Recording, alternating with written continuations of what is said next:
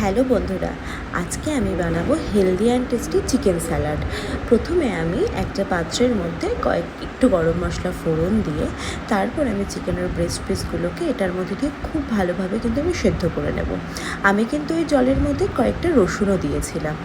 ভালোভাবে সেদ্ধ হয়ে গেলে ওপরে যে ফেনাটা থাকে ওই ফেনাটা কিন্তু আমি ফেলে নিয়েছি।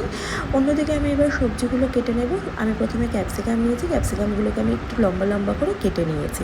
তারপর আমার কাছে ব্রোকলি ছিল, আমি ব্রোকলিগুলোকেও বেশ ভালোভাবে কেটে নিয়েছি। তারপর আমি গাজরটাকেও বেশ ভালোভাবে এরকম পাতলা পাতলা করে লম্বা করে কিন্তু কেটে নিয়েছি।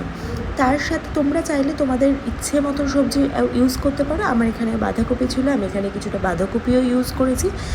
আর অন্যদিকে ততক্ষণে আমার চিকেনটা বয়েল কিন্তু হয়ে গেছে।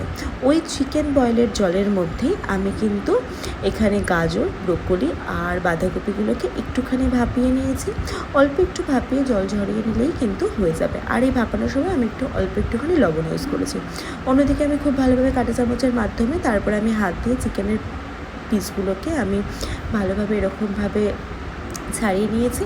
সবজিগুলো ততক্ষণে সেদ্ধ হয়ে গেছে। সবজিগুলোকে খুব ভালোভাবে জল ছাঁকিয়ে নিয়ে আমি একটুখানি ঠান্ডা জলে ধুয়ে নিয়েছি যাতে কুকিং প্রসেসটা বন্ধ হয়ে যায়। কড়াইয়ের মধ্যে আমি কিছুটা বাটার দিয়ে তার মধ্যে কয়েকটা গোটা গোলমরিচ, তার সাথে আমি এখানে দিয়ে দিয়েছি কিন্তু লম্বা করে কেটে রাখা ক্যাপসিকামগুলো। তারপরে ওই ভাপানো সবজিগুলো সব দিয়ে ভালোভাবে আমি হালকা হাতে ভাজা ভাজা করে নিয়ে এর মধ্যে অ্যাড করেছি গোলমরিচের গুঁড়ো আর কিছুটা চিলি ফ্লেক্স। ব্যাস, তারপরে আমি আগে থেকে সেদ্ধ করে রাখা চিকেনগুলো এটার মধ্যে দিয়ে তারপর কিন্তু আমি বেশ একটা টমেটো এটার মধ্যে কেটে নিয়ে এটাও কিন্তু আমি অ্যাড করে দেবো। অন্যদিকে আমি পেঁয়াজটাও বেশ স্লাইস করে করে কেটে নিয়েছি।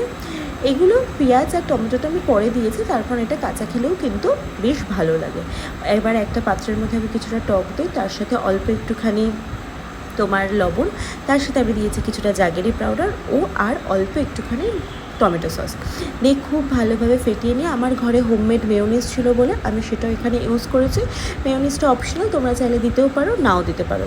এবার ওই ফ্রায়েড যে চিকেনটা সবজিটা ছিল সেটা আমি একটা পাত্রের মধ্যে নামিয়ে নিয়ে টমেটো কুচি আর পেঁয়াজটাকে দিয়ে ওই যে দইয়ের মিশ্রণটা আমরা বানিয়ে রেখেছিলাম সেটাও কিন্তু আমি ওপর থেকে দিয়ে দিয়েছি। দিয়ে বেশ ভালোভাবে নাড়াচাড়া করে নিলেই কিন্তু রেডি আমাদের চিকেন স্যালাড। সবাই অবশ্যই বানিয়ে দেখো, খুব হেলদি অ্যান্ড টেস্টি।